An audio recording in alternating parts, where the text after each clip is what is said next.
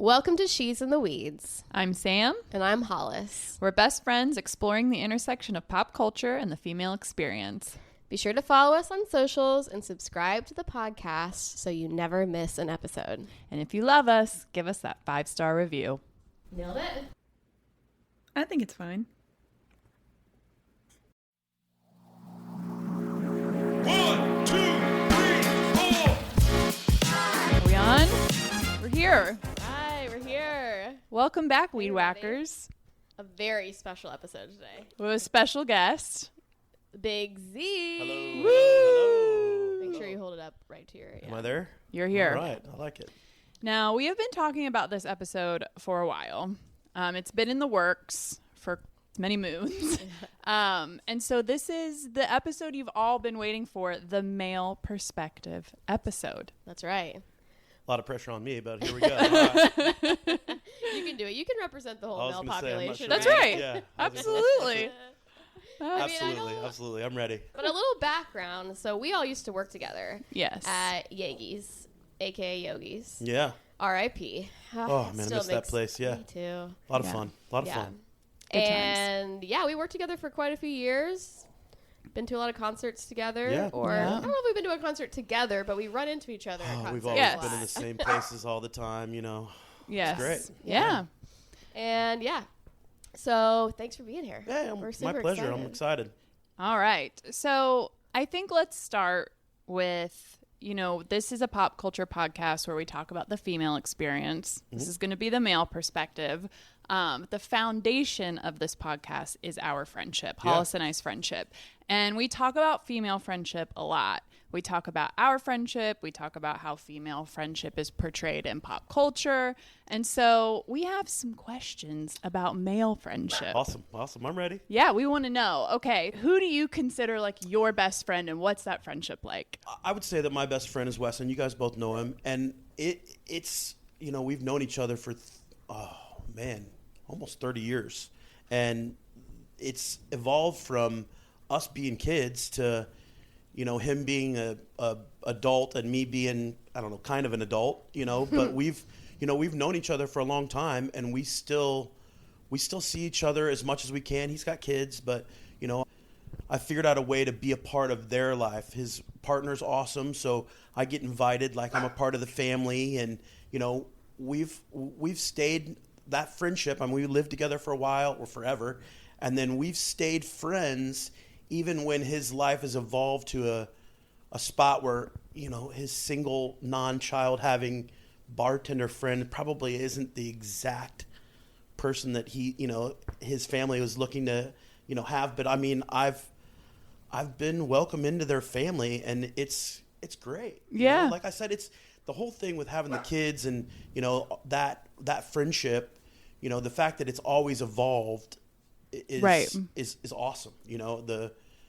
I like hanging out with his children just as much as I like hanging out with him. Right. His partner is thoughtful and smart, and we've turned her on to some bad things like following fish and the traveling around and doing things that probably people don't always do, but we still have that stuff together. We still try to have lunch. We don't have lunch every day with each other like we used to, but we have lunch with each other or dinner with each other at least a couple times a month. And now it's with two crazy kids. Yeah. And his partner, who is fantastic. She's just a wonderful being, and she really, I think that she knew when she got him, she was gonna get some. It was a package deal. Unfortunately, it's like a terrible, That's how we are. It's Yeah. a terrible thing that she inherited is me, but it's like I think she knew, and she knows her mom and partner. They're both awesome people. I know them well. I know her dad. They go on vacations together, and I've been on vacation with them. It just is one of those things that I knew that I would have to evolve to With him. with the whole thing. So Yeah. the fact that I have and that I've been included in most of it is great. Yeah, that's awesome. And it sounds like, even through the evolution, you guys are still making what was the foundation of your friendship before. You're still making that a priority as much as you can. Always. Yeah, Always. which is great. Which it's hard now, Yeah. and you have to. the planning has not really ever been my thing, I guess. You know, I just do. You're a fly by the seat of your pants. Yeah. You know, but now you have to, we make advanced plans, or we talk about, hey, do you want to come over for dinner on Sunday? You know, a week in advance, or, you know, we're going to the game, or his stepson has basketball. So, you know, do you want to come out and watch? And I mean, there's nothing better than watching a bunch of 12-year-old kids double dribble, you know? Like, I mean, it's great. You know, that whole evolution of the friendship it's been awesome. You know, that's great. We love it. It's just the planning is a little different. And, you know, when we catch each other in the wild, when it's just him and I, it's one of those where, you know, we occasionally accidentally have too much to drink, or we just panic a little bit. And we're like, oh, what do we do now? You know, like, there's no kids, there's no nothing. We just do we do what we used to do? Yeah, I was gonna say, how do we even act We now? definitely You know, had times like that where we're like, you're just like, we're still young and fun. Are we We're still still cool? Yeah. You know, Yeah. like, I mean, is there any way we're still cool? Yeah, You know, we still maybe. get after it Yeah. sometimes. We just really regret it. Yeah, totally. Yes, totally, the next totally. day Yeah. it's like, why Totally. did we What do did we that? do? Are we stupid still? Yes. You Yeah. guys used to eat lunch together every day? Yeah. That's so sweet. Well, we had that group of Jake Ballum, Weston, and I, and Allison DeLegge that had lunch. We called it our Seinfeld clique, and it was roughly 5 days a week, That's you know. awesome. And I mean, it was just a part of, you know, none of us wanted to cook. We had lunch every day just so we could, you know, we'd have lunch and then, you know, go live your life and do your, you know, go to work at night, or, you know, back then we were all working at night, so you just. That was your that time. That was your time to hang out. And, you know, the best part is we could sit there and chat. But the best thing about Weston and I is that we're such good friends that we'll catch up for 5 minutes. And then if we have to sit there and be silent, we consider it a win. You know, it doesn't bother us at all. You know, we're such good friends. It's so weird.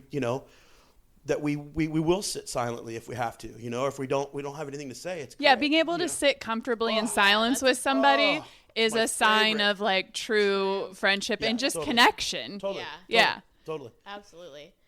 So, like, do you guys talk about stuff? Like, what do you guys talk about? Do you guys Yes. confide in each other? Yes. Do you talk about, like, emotions and feelings? I mean, you guys have been friends for so long. I would imagine you do, but, like, we really just don't know, like, what kind of... Yeah, like the hard confidence stuff and like the men have deep with each stuff. other. It's different for us. Men are kind of afraid of intimacy. So once you find a level of intimacy with another person, even your best friend or your friends or whatever, you do. We talk about the important things as much as we talk about nothing, you know, sports or music or, you know, the dumb pop culture of the day. But we talk about everything to just a different extent that I'm guessing women do. I've never been invited to a women's talk, you know, where it's just them going. You have today. Yeah, I was gonna say, you know, but we talk about everything. You know, we always have. You know, sometimes we don't talk about it. We just know that the other person is ready to do so, and that's the most important thing. Like if something was going wrong with me, or when his dad was having, you know, problems with his heart and his shoulder, I mean, I just made myself available, and that's important. Grief is a big one. Do Yeah. you guys talk about grief? I mean, that's Totally. we've supported each other through many stages of grief, and that's a big one. You need support, you know. You know, and we've gone through relationships with, you know, the opposite sex at different times, and we discuss that stuff. We just don't. It's not something that we always focus on. You know what I mean? Like we make you make yourself available to do so. You know, like anytime that something's wrong with his family, I know his whole family. So anytime something's wrong, I make sure that I say something to the effect is everything okay, or are you good, or we ask, you know, Check-in. check-in questions. Great way to put it. Yeah. Check-in questions to where it's like, are you know, do you want to talk to me? Do you need me to come? You know, do we need to sit and chat, or, you know, it's just different. I think. Yeah. You know, I think it's different because, like I said, I mean, when you're younger, men, they kind of stray away from intimacy because I don't think we understand it or are that great at it. And then when you evolve as a person, I think you get better with that, you know. Maybe I don't need to say a single word. He needs to just be like, this is what's going on, you know. Yeah. You know, and the same goes for either one of us, you know. Yeah. We both worry about our families and, you know, life and, you know, we both have been bartenders for so long that we just, you know, we chat about that a little bit, but if there's something wrong, he'll say something. But if there's something good, he also says something. And we, you know, that kind of stuff. It just is different. We've always confided in each other. I trust him, you know, with everything. And he does the same for me. It's just not always I'm not going to call him up and say, we don't go right into feelings. Yeah. You know what I mean? We just And I don't. mean, we don't necessarily do that either. You know, it's not like we sit down and we're like, okay, how are you feeling today about everything? Yeah. But it's like if there's something going on, immediately the first person I go to, sometimes even before my husband, is her. Yeah. Yeah. You know, and if there's something going on, like my dad passed away last year after an almost year-long battle with cancer, and it was just Sorry about that. That sucks. It's okay, thank you. It was just Cancer sucks. Sorry. yeah, It cancer's really the does. worst. Going No, back to your point, I'm sorry. yeah, it sucks. And I mean, it was just I talked about it a lot, and there's a lot of family dynamics and things involved in that. And so while that was going on, then yeah, she was checking in on me a lot. I was talking about it a lot, and if something pisses me off, like, you know, my husband does something that pisses me off, or my kids do something, like, I'm immediately texting her, like, so this happened today. And I just wonder if it's like that with men. Like, I think women have that better. I think they figured that part out better. I don't know if that's the right way of saying it, but we have that. We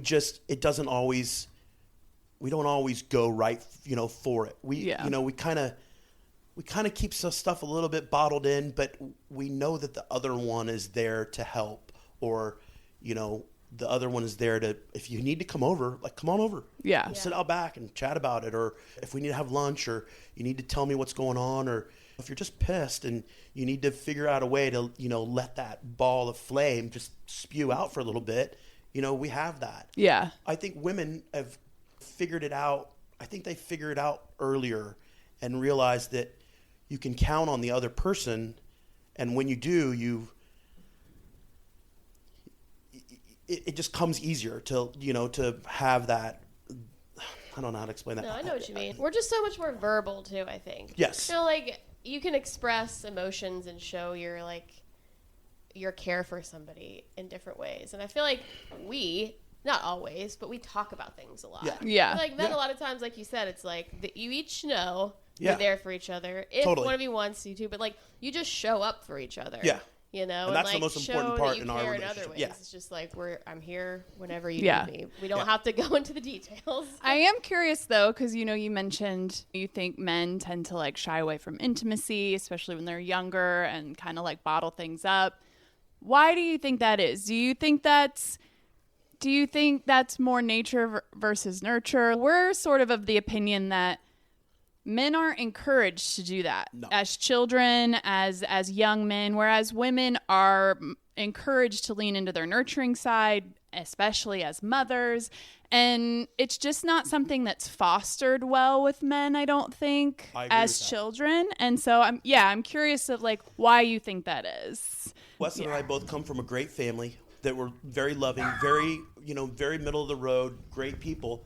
But, you know, I wouldn't say that I always would let my feelings out. I think my feelings coming out got better as I progressed as a human being. Once you start to mature and realize that this is the person that you are, and you're capable of expressing your emotions, I think it becomes easier to share them with other people. You know, I think that young men are, you know, get up off the ground, rub some dirt on it, and get on with life. You know, like, it's kind of one of those. But there's also the part where, you know, if something's wrong, you should say something, or you should be able to talk to somebody about it. I don't think men are conditioned to express their feelings right off the bat. Right. They're hidden, and I think that we've been taught to kind of hide them, which is not an awesome thing to teach Right. people. It's just, it happens. But once it's the whole part of, you know, having friendships that are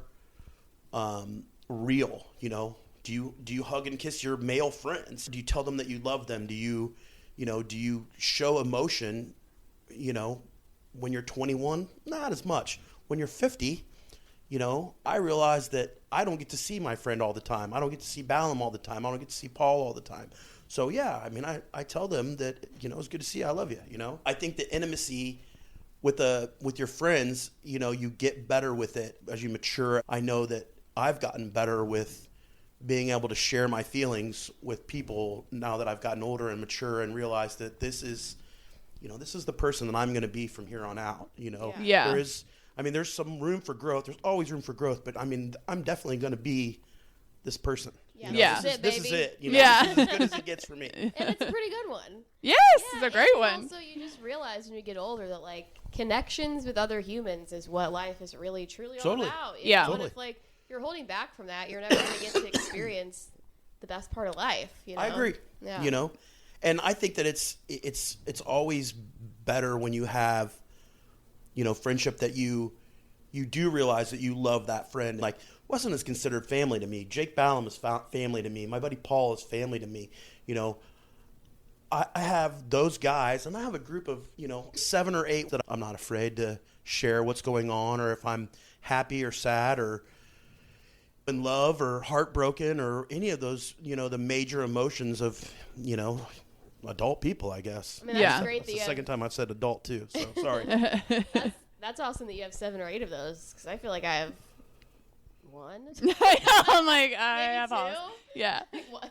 I Maybe if mean- I count my brother, 3. Yeah, you know, I've been blessed to have lots of friends. I've met lots of people working in a bar and screwing around and, you know, not being an adult until, you know, I don't know, 20 minutes ago.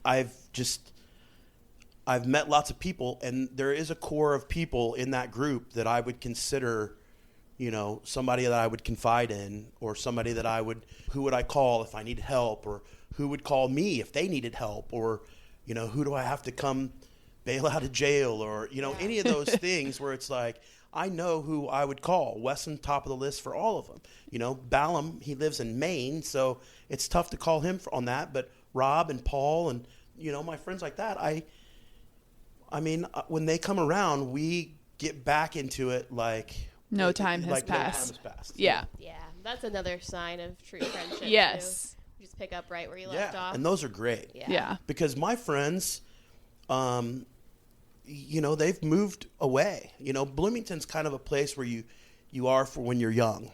And then if you decide to stay like I have, you know, you are going to have... We have. Yeah, all of us have. You know, you're going to have some friends that have moved to other places. You know, you're going to have people that have gone other places. Yeah. 'Cause sometimes the growth of, you know, work growth is not always awesome here for what everyone wants to do. So you got Right. to It's a move on transitional city. Like totally. people come here, they do college, maybe they work for a Yeah. little while, and then they move on. Yep. Yeah, for sure. But yeah, I mean, I think friendship is different women to women and men to men, but the fundamentals are there. Yeah. Once you figure out that, you're going to win.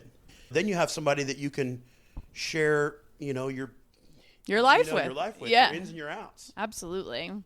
Okay, so I have to ask this question because I feel like this is like pinnacle female friendship. Are you on social media? Mm-hmm. Oh yeah. Are you guys communicating on multiple platforms all the time? Like sending each other videos and memes on Instagram. Yes. You're texting. You're, I don't know, commenting on this or that, and the other person, you know. Wesson and I go back and forth with maybe the dumbest. I'm not trying to out myself or him either on some of the dumbest things the internet has to offer. Oh, yeah. You know, basically anything Star Wars, music, basically the nerdy version of both of us to the pinnacle. We share just the dumbest things. And then there's always a text feed that's got 5 or 6 of us on. And it's anytime something's happened or somebody's team's getting beat or anytime there's a chance for one of us to Shit talk. yeah, shit talk, you know, that feed just blows up. Yeah. God forbid you be at work and you get on your phone and say, oh, I have 36 messages and it's all the same idiots talking about me. But yeah, we go back and forth, Instagram, you know, and I don't want to sound like the oldest man on the planet, but we communicate through the Facebook too because it's, Yeah. you know, that's how I stay relevant with lots of friends that I Right. don't see. But yeah, there's always a text feed that's, you know, just the dumbest childish, version of us, and it's great. It's cathartic, Yeah. And it's, I mean, I wouldn't want, I definitely wouldn't show it to an outsider, but it's something that's important to all of us because it's sacred text. Yes. Oh, sacred yes. text. Yeah. Nobody's Nobody seen else. the girls' chat or the boys' chat. It's, Did y'all talk on the phone, or did you used to? I mean, if you see each other enough, you don't. We really talk need on to, the but- phone. I feel that I talk more to the two women friends that I have on the phone more, but we don't talk on the phone. Wes and I don't talk on the phone for like any reason, really. Yeah. It just has Not never like- been a thing. I talk to Rob on the phone. I talk to Jake on the phone. Anybody that lives far away. all right, you're Hollis free. called Yeah. me the other day, and I was like, "What's wrong?" I was like, somebody must have died. Yeah. Somebody's calling. Yeah. Or it's like breaking news, Yeah. gossip that must be Sure. shared Yeah. via the ear Yeah, immediately. I cannot. Too long to text. Must. Yes, this or out like too immediately. dangerous to Yeah. text. I beat both of the Wessons in the basketball NCAA pool, and they absolutely know it. That's what we got going on right now. Yes. That's the big news of the day. I won $50, but the $50 is nothing compared to the fact that I can run my mouth for another whole year Heck about yeah. how much better I am than both of them. Absolutely. Yeah. There's nothing you can beat That's a on that. MasterCard commercial. Yeah, right that's there. exactly right. That's exactly right. Is there like a certain amount of time, like how much time would have to go by without you hearing from Wesson before you would be like, something's wrong? Before you reach out and be like, are you okay? It'd be longer than you would think, probably. Like Yeah. I know he's out there in the world right now, and I'm not worried about him. I know, and he knows that I know that he knows that I know that he knows that we're both out there. I think that it would have to be quite a while before one of us were like, hey, we're still friends. Yeah. Like, what are you doing? I mean, what have you been up to? He knows that I'm working. He knows that I'm busy. We have Billy Strings tickets in May, and we have things to look forward together. And that's how we know. I know that he's got 2 kids, so I mean, I know that he's got things going on constantly. He's always doing stuff, and I'm working, so I know that he's there, and he knows that I'm there. But Yeah. I think it would have to be quite a bit before we were like, okay, are you still alive? Yeah. Like wellness check. Like, are you there?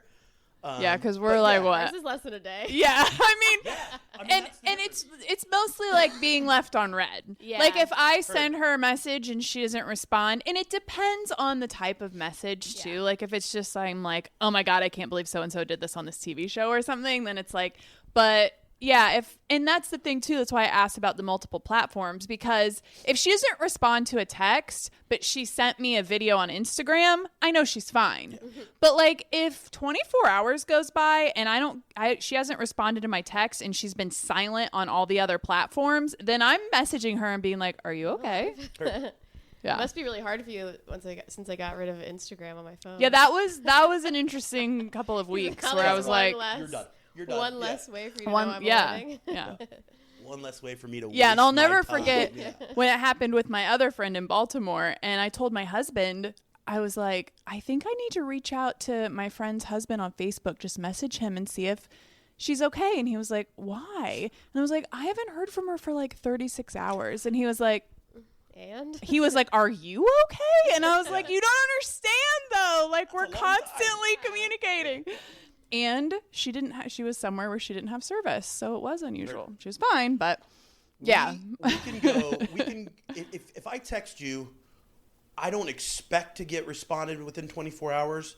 We will, but it wouldn't be weird if we Right. didn't. It's just if there was something important, we would immediately make contact. Most of the things that we send each other are not high are not- priority. are not Yeah. high priority. They're just not. Right. I'll be honest with you. I don't have a lot of high priority things going on. I'm just not. My life is pretty, work, burn myself something terrible for dinner, and then watch a movie and go to bed. I mean, it's not.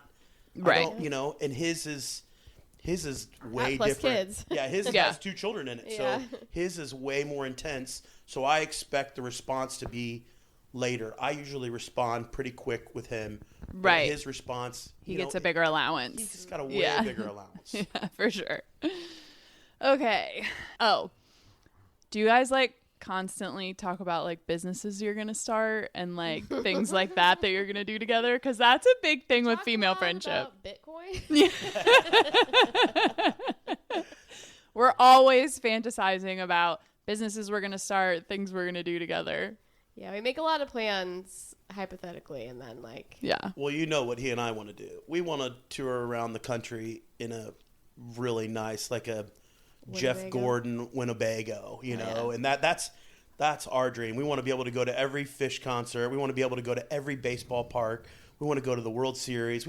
That would be our dream. Now it would be our dream and his family's dream, you know, but businesses, not really, you know. Imaginary dreams like you two, yeah, we've got them. You know, Yeah. I mean, they're the same goofy shit that, you know, what would happen if I won $50 million? Well, we would definitely live different lives. I promise you that. You know, We like each have a yeah, Winnebago. yeah. I was gonna say, you know, your family would be Fiji like mine. We're all moving to some kind of beautiful island. You know, Yeah. to be honest with you, we have the same goofy shit. You know, everybody talks about that. What would happen if we didn't have to wake up tomorrow and go to work? What if we could just go to the baseball game or go see something cool, go somewhere cool, or, you know, not go have to work ever again. Oh, Oh my gosh. that is something we always talk about. Yeah. That's something that everyone dreams about. Right. You know, it's just, you know. Someday, Yeah. this Oh, God. podcast will be our job. Oh, I love that. I love that for That you would be too. great. Yeah. That's what this podcast came out of. Were discussions of what are we going to do? What's our business going to be? What's our project Yeah, going to how do we be? get out of this stupid 9-to-5 trap? Well, I bet this is awesome. I bet you look forward to this. We Because do. This is, you know, this is something. The thing about me is that I have a lot of I work in a bar. So, I mean, I could go to any bar in town and sit down at the bar and know 3 people. Right. So, I mean, I have a lot of bar friends, but my other outlets, they're not great. You know, I don't have as many of those outlets. And this is an awesome one. You know, Yeah. this is a Yeah. great idea. I mean, even, I'm not saying you guys aren't going to get rich and famous, but even if it's the two of you talking to each other. and- Which right now it is. yeah, and the only 2 people that are listening are the 2 of you. Who cares? You know, it's an awesome thing that one you get to look forward to. It's a break of your. I don't want to use the word monotony because I'm guessing you're. Oh you know, no, you're- there's I monotony. mean, yeah, everybody Yeah, has that. You yeah. know, what day is it? I feel like I'm just. You Yeah. know, here we are. I'm not Bill Murray, but you know, every once in a while it's like Groundhog Day. Yeah, you know, for over sure. And over and over. But this is awesome. I gotta make my kids dinner again. Say, you know, what am I gonna eat today? What am I gonna do today? But this is a great way to break life up a little bit. You get a chance to see each other. You get a chance to chat, run your mouth about, you know, Yeah, definitely whatever it makes is that, us- you know. Definitely makes us think too about things. 'Cause we're Yeah. like, let's talk about this. Yeah. Then we have to really sit down and think what do we I mean, Think we- about this. We hash it out Yeah. you know, live on the pod. But Yeah. but yeah, it's definitely. And we were sitting at the bar. You know, when we did hang out, we would go out and get lunch or sit down and have a cocktail. We would do the exact same thing. We just now didn't I put some, now we just organize. it a Now we little just better. record it Yeah. and put it out to the world. Yeah. So, yeah, it has Well, I've its listened to your And we stuff. drink a lot less. Yeah. Yeah. I mean, been a benefit, yeah. and I mean, I've listened to some of your stuff because I don't know. There's something about your voices. I don't know if it's soothing to me or whatever, but it's nice. But you guys do talk about. I don't want to use the word nonsense, but there's some nonsense, and then there's some stuff Yeah. that's serious. You know, serious. Yeah. Like I listened to you guys 2 days ago for about 3 hours or so, just so I didn't come on here and sound like a jerk, but I listened to you and I was like, wow, you know, what do I think about that? Do I have an opinion on that? Do I, you know, you were talking about the Charlie Kirk thing and that, Yeah. you know, that was a serious thing. And it's like, whoa, that's something I wouldn't think of to talk about. Or, you know, you're talking about journaling or, you know, just all the different things. You obviously have to put some thought into what you're doing here. Yeah. Yeah. You know, and I think it's a great outlet. It's good for you. Yeah. It's great for you. Not only is it fun, but you have to use your brain. It's not like coming home and I come home and it's not uncommon for me to come home and turn a record on and sit there and doom scroll something stupid or watch something. I've watched every season of Bob's Burgers. I mean, you know, it's You got something, to after what you do, though. Yeah, I mean, You're Yeah. engaging all the time. yeah, but it's nice to have, you know, an outlet to where you can chat with your friend. Yeah. Hell yeah. It's definitely been one, a creative outlet, which we're both creative people, and it Totally. was something that we wanted to be creative together. But yeah, it also like has definitely made us have more critical thinking about Totally. things. Yeah. Yeah. So yeah, it's been a fun ride for sure. It's been a super fun ride. It's been a fun ride. Right Sorry, on, sometimes man. we say lame things and then we say or something like that, which was the original name of the podcast. So speaking of the things that we talk about more often than not, which is our experience as women in the world and how that's sort of informed by and shaped by culture, pop culture, things that are happening in the world, people that are influential in the world. And we talk a lot about how the world and society values us as women. Unfortunately, it's way too much by the way we look. And so we're curious, like, as a man, and obviously this is all coming from, you're a white cis man. Totally. We are white cis women. And so everything we're talking about comes from like a heteronormative perspective as well. How do you feel society values you? Men in general, right? Yeah, like what makes you valuable as a man? That's a tough question. I don't have a great answer for that. That's okay. I live in kind of a bubble, you know, and I realize that, you know, I'm a 50-year-old white guy, you know, and I haven't had a whole lot of dire straits, or, you know, my life hasn't been, there's not a whole lot of struggle, you know. I was a little poor for, you know, 5 minutes. It sucked, you know, and I realized that there's lots of other things in the world and lots of other people in the world. I also realized that women are treated completely different than men at almost every avenue. I'm not sure I have a great answer for the way that the world views me. Right. I know that every day I try to be productive and do my job. I think that when I wake up and go do what I do, I try to be decent. I try to treat people fair. I try to, you know, just Treats everyone with respect. try. I fairly, try. Yeah. I try. Yeah. And I think that I've always known you to be that. when I way. don't get that back, I can feel that. But sometimes I feel a look of, you know, maybe maybe his life is pretty easy. And yeah, it's not difficult. My life is not, it's not hard. You know, I haven't had to struggle, you know, really. I've basically lived a pretty, you know, halfway decent, charmed life. My parents were well-to-do. You know, I got to go to college, and, you know, I've never wanted for anything really. I graduated from college. I, you know, chose to stay in the bar business, and I realized that there's a big world outside of the little tiny one that I live in, and I don't always have an answer to what's going on out there or what I think about what's going on out there. I think the world is screwed up a little bit, not a little bit, quite a bit. And I think that there should be some changes everywhere in life. I try to make mine on a day-to-day, just treat people fairly and treat people with decency. You're going to realize that people are close to the same, I guess. They all want some version of, you know, security, and they want their family to be taken care of, and they want to have a little bit of happiness in their lives and their jobs and their joy in their world, and they all like to have Sunday off. And, you know, I think that there's a lot of similarities amongst people. I think that the world, the outside world, outside of my little box in Bloomington, is it's difficult. I think, you know, I know that I see that the way women are treated, I don't think that I could still be a server or a bartender if I was a woman. I would have long gone to jail, you know, had to, you know, beat the crap out of some slapping idiot, somebody, you know, some idiot that won't either A, keep his hands to himself, or B, you know, Watch telling his mouth. you know, like, what, you know, who do you think you are that you can talk to another person like that? You know, like those kind of things, that kind of stuff.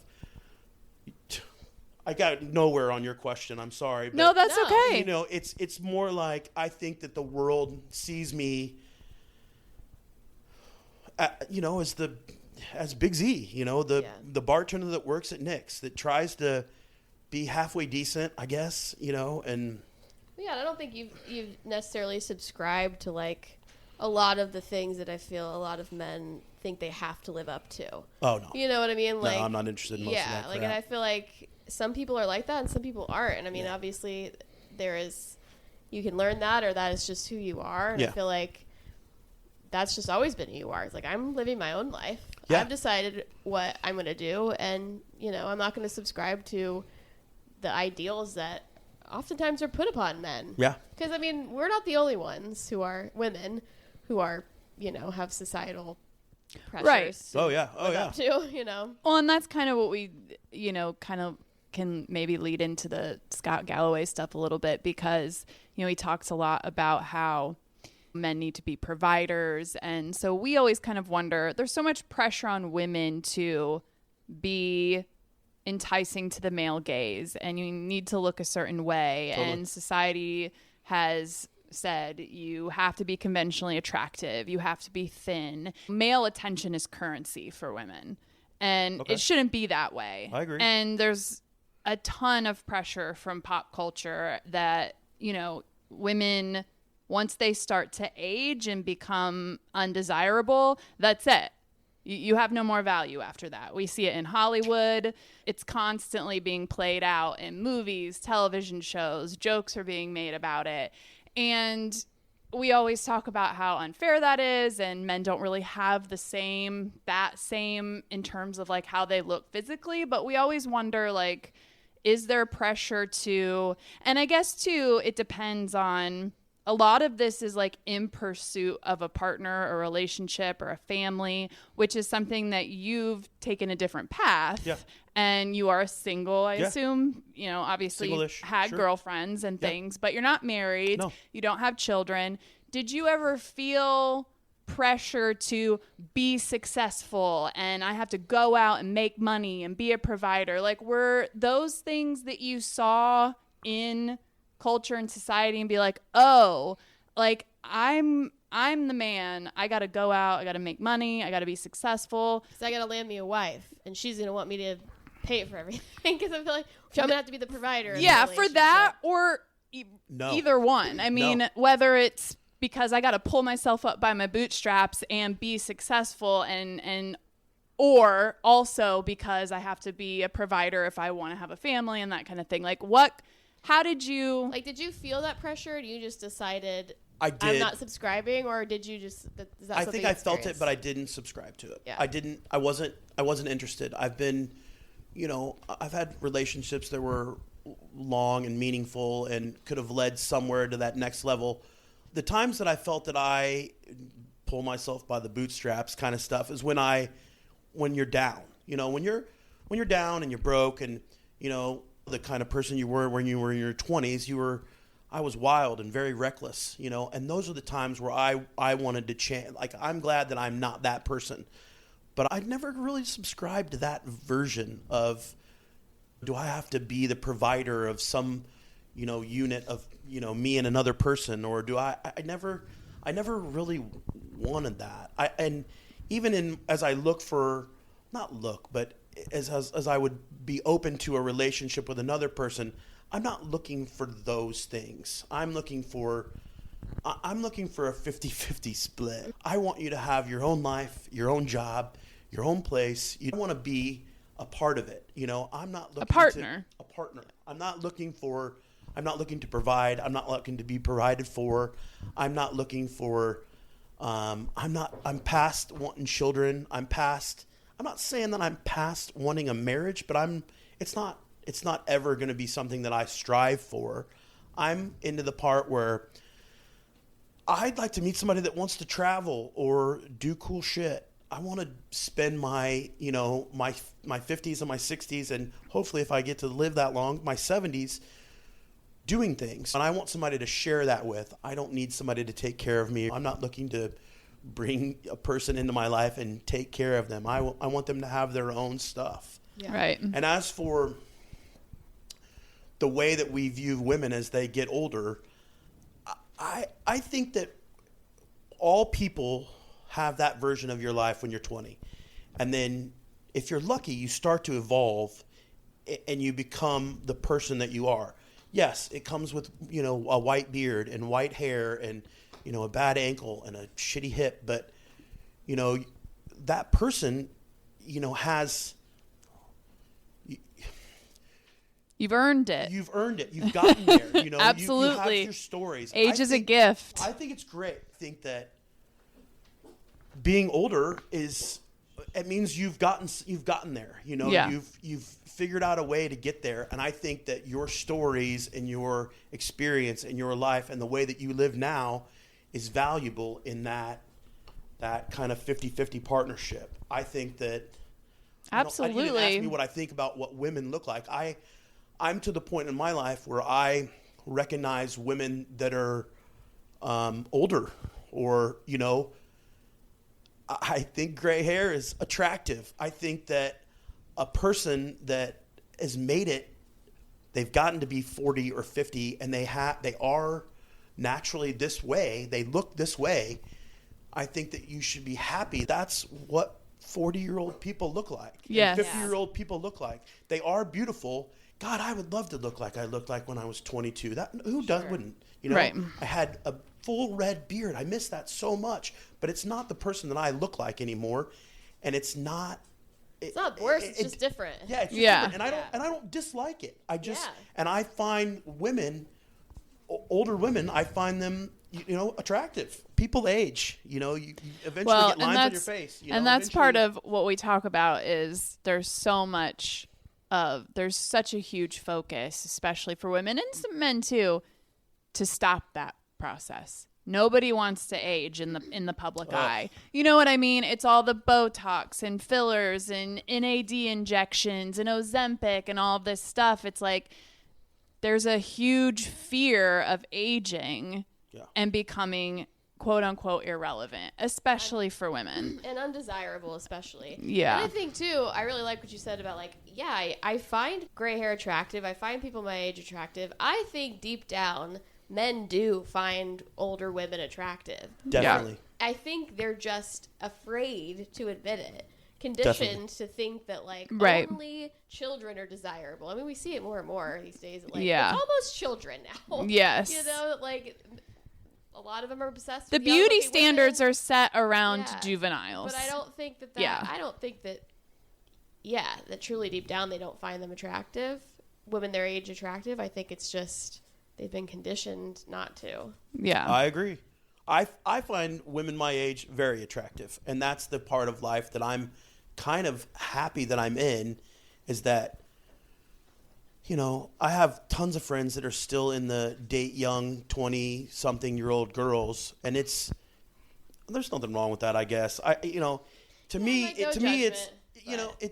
it's does a 20-something-year-old have the same values? What are you going to talk about when you go to dinner? What are you just going to stare at a young girl? I mean, is that what you're going to do? You're just going to sit there and stare at her? You got nothing in common. Do you have anything in common with a person that's 30 years younger than you or 25 years younger than you? If I went out with a 22-year-old woman or a young woman, I mean, what would I say? What would I have anything to talk about? Right. What is there to talk about? A woman my age, has seen some things. I'm guessing they know some of the same pop culture. They watch some of the same stupid things that I watch. They have a opinion on music that's not, I like everything. I mean, I think that maturity, unfortunately, it shows on all of us, but it's not bad. Right. I think it's great. Yeah. That, knowing what you like and knowing who you are and being comfortable in your own skin is something that comes with age too. It's awesome. Yeah. Once you find that, and then that's what I find attractive, is that once you're comfortable, that confidence in your confidence in yourself and who you are now is the part I like. Yeah, absolutely. For sure. Yeah. So then that makes me curious, and this is something that we talk about on the podcast a lot, and it's very vulnerable to talk about, unfortunately, how conditioned we've been as women to look at male attention as currency and how much that affects our self-worth. And so I'm just curious, I would be curious to how that feels. Terrible. I think I just... It feels awful. I can imagine feeling that that's something that you value, how you're worth or whatever. It sucks. By being, what you look like, or, you know, if you still look young, or, you know. It's so it's deeply. Suck. Yeah, and it's so deeply seated for so many women that it's something like, I'm going to turn 40 this year. I have a wonderful husband who loves me. I have who I love. I have 2 children. I have a best friend. I have a beautiful life. Yeah. But we all women, especially I think women of our generation, things were so messed up in the late 90s and early 2000s with skinny culture and just everything. All of the rom-coms and movies we watched and all of the shows that were put out, America's Next Top Model, Extreme Makeover, all of this stuff that just seeps in, and it gets so deeply embedded in us that we all have, to an extent, a level of body dysmorphia where I look in the mirror, and the older and quote unquote less attractive I get, you get fearful of becoming invisible, and you walk into a room and maybe you don't get looked at, and you don't want it to matter. You want so badly for it to not matter, and you tell yourself, this has nothing to do with my value or my worth, but it's there. It's always there. Yeah. And it's hard, yeah, and it's exhausting, and it's draining. Yeah. And no matter how hard you try, you can talk about it, you can go to therapy. It's very deeply seated, unfortunately, in a lot of us. Yeah, and it sucks because, like, you don't. At least for me, I didn't realize it until maybe, I don't know, 5 years ago. Just how much it swayed all of my decisions. But I think back at like how much time I've wasted over the years, just like being so concerned about my appearance, especially so I could be attracted to men. Yeah. Just like, damn, I wasted so much time. Yeah. Just like not doing the stuff I wanted. And we wasted so much time worrying about not being hot enough when we were 20. Yeah. And we were so hot, and we thought we were fat and ugly. And then we get to a point where we are fat and ugly. No, I'm just kidding. But we get to a point 10 years later, we're like looking at photos of us like, why did we think we were fat and ugly? We're so stupid. Like, why didn't we just enjoy being young and hot? Like, so yeah, I mean, unfortunately, it takes up a big part of your mental load, and it shouldn't be that way, and it sucks. And so I can imagine it's tough. I to be honest with you, this is as good as I look, and I took a shower, I combed my hair, and I came here. That's it. You know, I couldn't imagine having to get up and, you know, take 30 minutes to work on your makeup and your appearance and all that stuff. It would be exhausting. Yeah. To me, I would never do it. You know, I would never do it. You know, I hate to say that, but I couldn't imagine the standards. The standards are so different, you know, and I think that the standards for men and women as we get older are different, you know. I think people find the gray. Oh my God, your dog's being nice. I'm gonna panic. Hi, buddy. Oh, I blew it. I knew I did. I overplayed my hand. I'm sorry, Suki.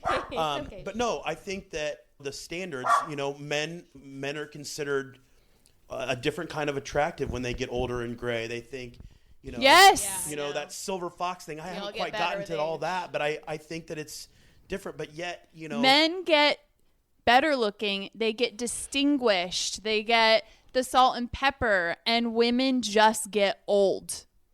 It's unfortunate that that's How the people see standard, you know? Yeah. Because then, I mean, you have, I don't know, maybe I enjoy, you know, my favorite actors are Helen Mirren and Meryl Streep and these women that are so powerful and so older sexy. and so sexy. Helen Mirren's you know? hot as fuck. Super hot. But it's like these, you know, these standards for which the whole society is based. Like, I don't think that I would be able to participate the way that women have had to participate. I don't love the fact that I'm getting white, but it's just a part of my life. And I like, you know, like I said, I like gray hair. Yeah. I think that you haven't felt compelled to dye it or change it. No. Yeah. And I mean, I think that Hollis is dyeing her grays. good for you. You know? If you need to, you do it. You know? But And that's I'm the just, thing. you know, but that's part of it. You know, it's not, you know, and of course, like, obviously everybody has. They're popping, and you Yeah. can go up top a little bit if you look closely.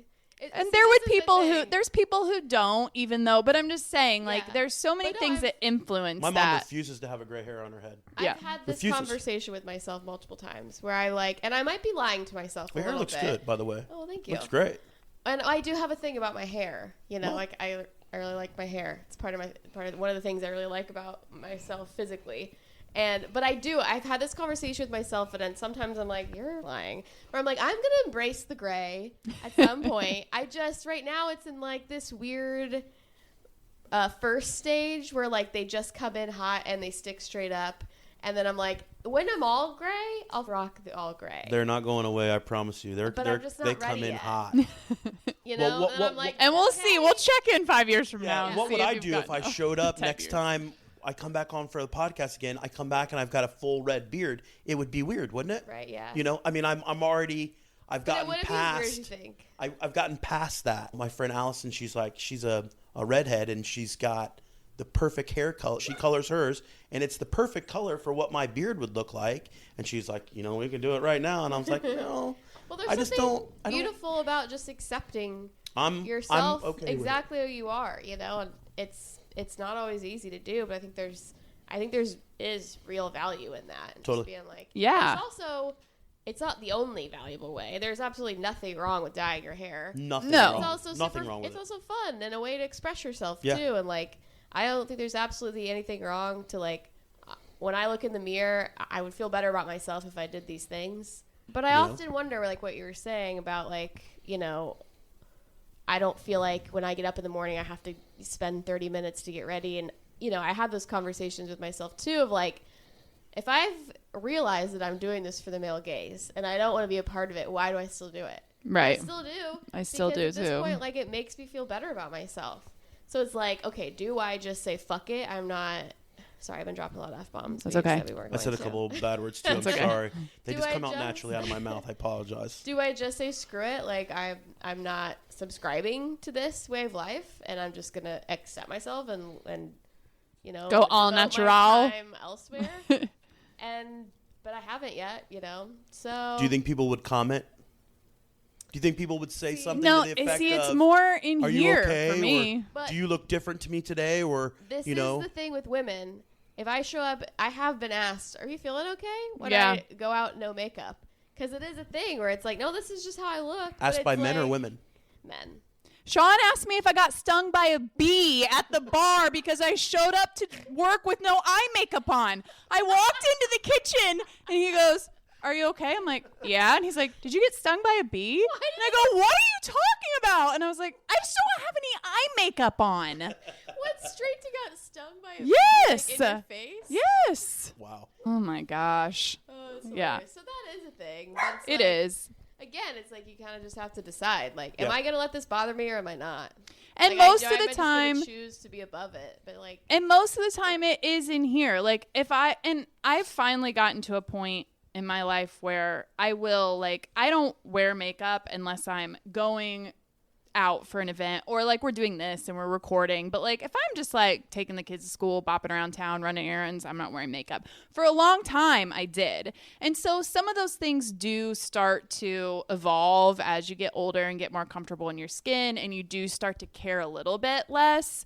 But do you do that as a treat though, or is that do you consider dressing up and putting your makeup on for those kind of events like something like that I enjoy? That you like you do it because you want to do it, or do you do it because you feel like you have to both. Do it? It's both. I do it. I enjoy fashion and clothes. I love putting an outfit together. That part I really do for myself. In terms of like putting on a face of makeup and doing my hair, it's both. It's because I enjoy it and I feel good about myself, but it's also because I wouldn't be caught dead in a restaurant with people around with just like my greasy hair pulled into a bun and no makeup on. I just wouldn't. And you have to have those hard conversations with yourself. Like, what is that really about? Yeah. Because we've been so conditioned, and it affects, unfortunately, our self-worth. It really does. And it's something you have to constantly work on as a woman. And find your self-worth from other places, because it does not matter at the end of the day. And other people don't actually care. You start to learn that too. Nobody in this restaurant is actually looking at me caring what I look like. That was going to be my next question. Do you when I go places and I've got my hair pulled back and I got my my sweatshirt on and my my mangly looking sweats, does anybody notice that I'm even there? Does it even I mean, I know it doesn't bother me, but I wonder if that's different for men and women, because do you think when you go somewhere, when you got your hair pulled back or you got your sunglasses on in the restaurant, or when you know that you could have tried even I know when I could have tried a little harder, right. My eyebrows always look mangled anyway, so it's like I know that I could have done a little bit more. Do you think people notice or not? Most of the time, no, but I will say, and like this is so like vain and just like whatever, but if I am done up, if I put makeup on, I put a cute outfit on, and I walk into a place, a man's going to look at me. He just is. He is. And if I don't do those things, he may not. Okay. If I just go sit down in a restaurant, like, no, people don't care. And people aren't going to necessarily be thinking to themselves, like, oh, God, she looks terrible. Like, who's that person? But it will be that kind of head turning, like, oh, who's that? Yeah. And if I'm done up, that's typically going to happen. Does that look from another person when you're done up? Does that, some part of you, does that make you, I don't really know if this is an appropriate question, does that make you feel good, or does that, is that it's that validation of like, yeah, I still got it. Yeah. I mean, I feel it too, but it's different. I know I have 3 shirts that are, I know when my hair looks clean and I'm trimmed and look good, and I realize that, people kind of look at me anyway because I'm a big guy, but I can tell when someone's looking at me like, oh, he tried, or he, like, damn, Santa Claus looks good today, or, like, yeah. I mean, it's different. I don't know if I guess I do feel that, and I guess I do. It does make me feel good.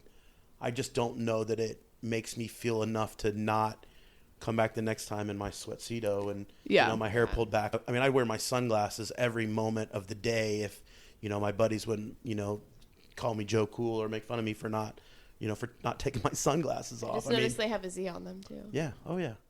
Part of that probably comes from the fact that you as a man have not been conditioned to see male attention as currency. Oh, you need to do this diet, and you need to look this way, and you need to be this skinny, and you need to wear these clothes, and you need to. So that men check you out in the FedEx line. Yes. You get that little like. Yeah. Yeah. Don't let yourself go.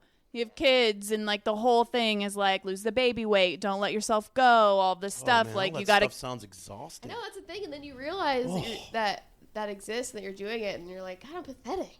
Yeah, it feels pathetic, but unfortunately, it's just the truth of it. Yeah, it comes from a lifetime of being told that. Of watching MTV music videos. Yeah, and just having it drilled into your mind that this is your purpose. You exist to be consumed by the male gaze, and you have to live up to these particular beauty standards in order to be worthy of that. Wanted, yeah. It's a tough world and, out here. The internet and social media has made it a lot worse, too, because the first thing a man will do when he wants to tear down a woman is come for her looks. Yeah. And that's just constant. The constant comments of, oh, she's put on weight, or wouldn't touch her with a 10-foot pole, or, I mean, constant. Wow. She was hot like 10 years ago. Yeah. And, so, and unfortunately, we've internalized it so much as women that women do it to other women, too. Ugh. So we're getting double clicked on. I was going to say, not only are the men against the rules. Not only are the men coming for us, the women are coming for each other. Ugh. It's a dog eat dog. I don't know that I'm looking for the female gaze. I guess I go. Well, it's because it's not really a thing. Yeah. Maybe not. And because ours are so different. There isn't one gaze. Yes. And I feel like men are. It's like it's sold to us that men are looking for one thing. One particular thing. I find appearance odd sometimes. I I realize that when I try, I get different looks than when I dress normal. Than when you're just a slob kebab. Like if it was up to me, I'd look like Tony Soprano in a sweatcedo every single moment of every single day. Sweatcedo. I would love to wear my sweatcedo everywhere I go, but I know that that's not, that's just not the way that it is, Yeah. So, I mean, I get it. Obviously, I don't get it to the female perspective. Yeah, so I guess it would be exhausting. Have you ever felt pressure to look a certain way? I realize that when I go some places, like I felt like putting on a shirt today that reflected the fact that I didn't want to look awful, or like I realized that sometimes when I go places, certain environments, yeah, that sometimes my hair needs to look halfway decent, and that my what have you needs to be dialed in proper, but no, not. You've never felt pressure to have like a particular body style, or like had the same body style for a long time. I am a big guy. Yeah. And I wasn't so big when I was younger, but I think that if someone wants to value my worth in my size or my body style, probably not the person I'm looking to hang out with or chat with or develop any kind of relationship with of any kind, friendship or romantic or of any kind. Maybe maybe that's why I'm single still, but the parts of me that are attractive are the fact that I know how to speak and conversate with a woman. I know how to ask questions. I know how to listen. I know how to be friendly. That's where my value is. Like I know that I'm not Chris Hemsworth, and I get it, but I can speak and I will listen. I will have a conversation. I'm capable. Yeah. And I know that those things have value in a friendship or a relationship or I'm my body type or my looks or whatever. I'm a fetish, I guess, of some kind, do you like big guys? Do you like a guy that's got long hair? I mean, these things physically, you have to be attracted to that, I guess. But I feel that those parts aren't the parts of me that have the most value. And I guess too, like you spoke to it a little bit, but just like where do you derive your self-worth from? And like do you ever have feelings of like not being enough? I think everybody gets there's a part where you're a little sad. Every once in a while I sit and I think, man, like if I had taken a left when I took a right, would I be a different person? Or do I have a degree and almost another degree and I'm still working in a bar? Some of the times I have those thoughts where it's like, could I have done more? Has my laziness derailed me to this life? Or is this the life that I've chosen and I like this life, but maybe not everyone sees that? My thing is that when I see some people from my past and they say, oh, you still work in a bar? Right. And I'm like, yeah, man. We've heard that question. I still work in a bar, Do I get up every day and, love to go to work? No. But do I go and have a good time and enjoy my life? Yes. Do I do what I do better than anyone on the planet? That's my ego coming out a little bit. But yeah, I try. I make that effort. Those things. You do something a long time, you get good at it. Yeah. And those are the things that I think about when I'm introducing myself to a woman. I say, yeah, I work in a bar, or yeah, I'm a manager of a bar, and they kind of give me that look like, ugh. Well, and that kind of ties into that, like, expectations of, like, success, and what does that look like, and, like, how do you define that, and does that influence, like, how, quote-unquote, masculine you are, Yeah. I don't worry about my masculinity. I don't think that it's, I don't know. It just doesn't. It's never been something that I've ever worried about. I mean, I really think that it comes with getting older, and you start to realize that this is your life, and if you don't love it, or I mean the word love, if you don't like it, you know, you have to, it's your duty to change it or fix it or work on something else or find other interests or, you know, is this who you want to be? You know, if not, I mean, you're going to have to, it's on you to figure it out. For sure. One thing I am curious, you know, you mentioned being a big guy. Have you ever felt like discrimination for living in a bigger body? Oh, all the time. Yeah. Every day of my life. Yeah. You know, it's you know, people look at my size every day. I mean, I get glares every single day. The best is when little children look at me because they think it's awesome. You know, they think, man, am I looking at Santa Claus? Like, am I really, truly? Like, do I have the inside scoop? But like, yeah, I mean, I feel it.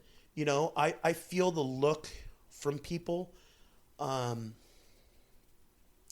don't care. Yeah. You know, you know, nothing better than eating in this world. I love it. Yeah. I like sex. I like eating. I like watching TV. I like going to rock concerts. I like the things that I like. And I'm not going to stop any of those for any reason. Yeah. You know, there's a difference between being alone and being lonely. I am alone. You know, occasionally I'm lonely, you know, but yes, I feel people look at me just on the simple fact that I am a big guy, you know, and they notice, and then, you know, some people you can feel their disgust by it, and then most people are just like, who cares? Yeah. You know, it's just another person walking around. Yeah. I don't look like everyone else, you know. I mean, I got long hair, white in the beard, and I'm a big boy. I don't look like your average citizen. I look different than everyone else. I'm okay with it. Yeah. You know, I'm comfortable in the whole thing. The people that judge me on the way that I look or the way that they think that I look, it's their problem, not mine, really. Yeah, we talk about that a lot. It is their problem. And, you know, we're seeing such a shift in, you know, trending bodies, mostly with women, of going so thin again like it was in the 90s and 2000s. And we talk about fat phobia all the time and how people always try to make it a moral issue. Like, it's your fault. You can change it. You shouldn't be that way. And, you know, women talk about it a lot on social media platforms. And so I just didn't know if that was something that you experienced where you feel like people treat you differently. And it sounds like sometimes you do. Sometimes. And Today I had a hand-breaded tenderloin with pickles and onions and fresh French fries and a cherry Coke. Oh my gosh. It was one of the highlights of my day so far. Next to being here, it was lovely. Where did you get it from? Work. Oh gosh. Somebody I've made never it had their special. tenderloin. They made it special for me out Nick's? of the kitchen, and it was glorious. yeah. You know? I mean, there's certain things. Yes, there is. My body could be different. I could change my body. Am I going to? Probably not. Right. You And know, it instead of has nothing eating to do after with that, your I could have- character as a Yeah. person. I could have Yeah. had a salad today, but I didn't. You Yeah. know? I didn't want a salad. Before I came here, I had an hour, and instead of, you know, going to work out, I sat and played cards on my phone and listened to a rap record. You know, there are differences that I could make to be a different size of a person, but it's probably not going to happen. Yeah. You know? And I'm it's okay not with a it. moral issue. And Like, it's not. It's my issue. You know, does this body cause some uncomfort every once in a while? Physically, yes. Do I get some looks every once in a while? Yes. Am I bothered by all that? No. that's awesome. You know, Yeah. not Yeah. really. It's a healthy way to be. Yeah. Yeah. I'm pretty comfortable. You know, I'm pretty comfortable, you know, in myself and mentally and physically. You know, I wake up every morning with a little bit of pain, but if I didn't have a little, you know, I think I was dead. You know, I mean, I work in a bar on my feet all day. You know, Yes. running around Yeah. and, you know, those Those kind days. of I things- remember those days are days. tough, and they get really hard. when I'm you get to sure. my age, they're like hard. Yeah. I Some mean, of it would be hard. Hard.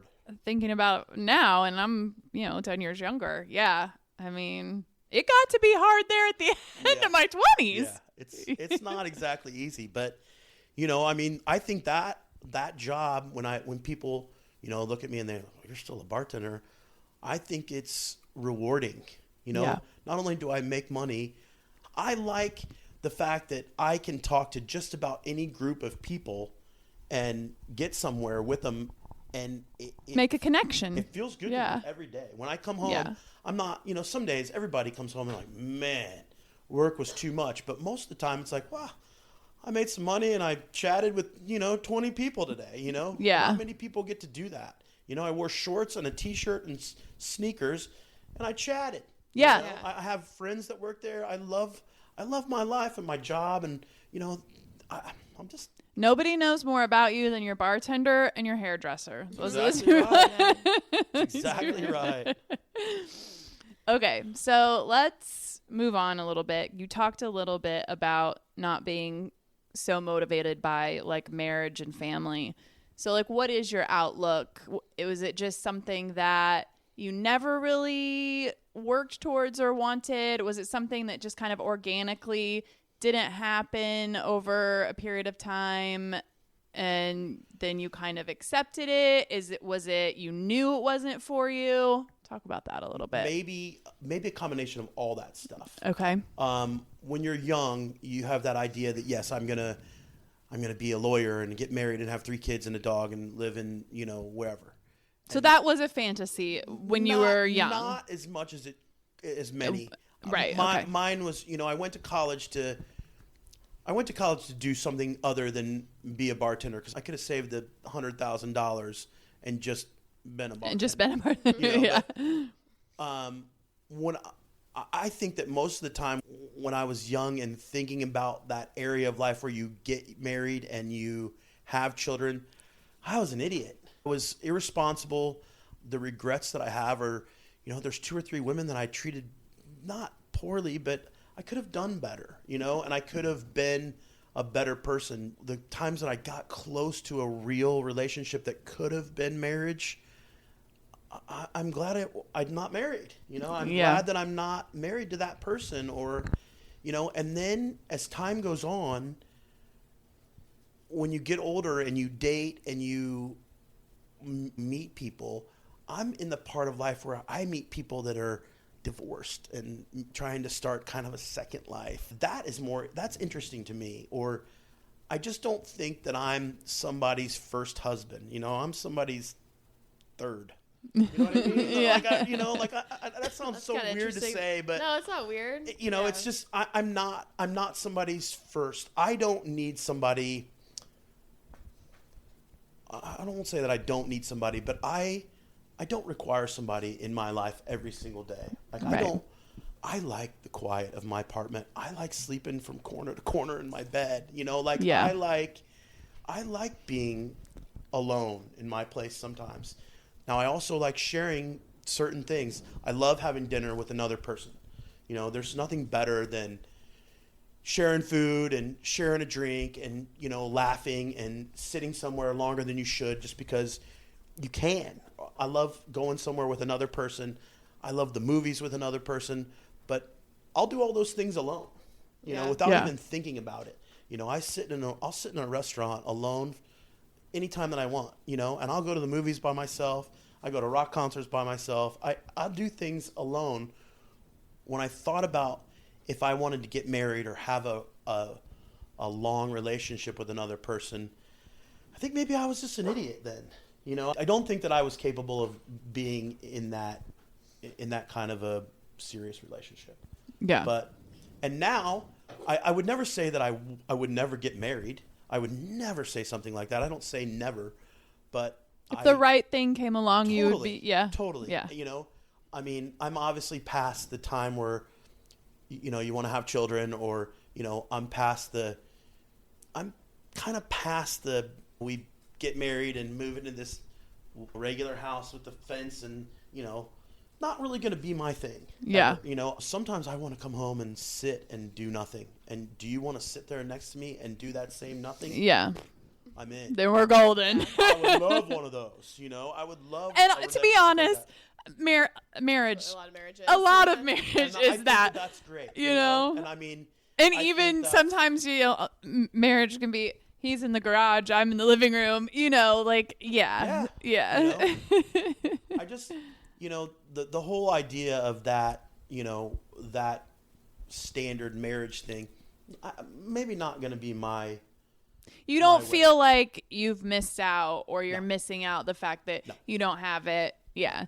Do people ever Do you get asked a lot? Oh, yeah. Or are you ever going to settle down? Have you met anyone? Are you ever going to get married? All the time. Your parents they think it's on weird. you about it? My parents, many years ago, not many, but about 10 years ago, they said something to the effect of, we get it. We understand you. And they've always been proud of me as a person, but they said, we understand your life. We get why you leave in the summer and follow a band around, and we get that you're not interested in being married or having that traditional lifestyle. We get it. It's kind of weird when they finally are just like, okay, we get it. You know, we understand you. We always wanted something else for you.